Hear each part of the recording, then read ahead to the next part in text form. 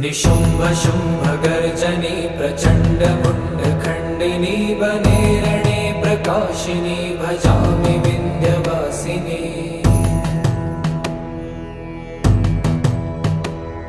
त्रिशूलमुण्डधारिणी धराविघातहारिणी गृहे गृहे निवासिनी भजामि विन्ध्यवासिनी।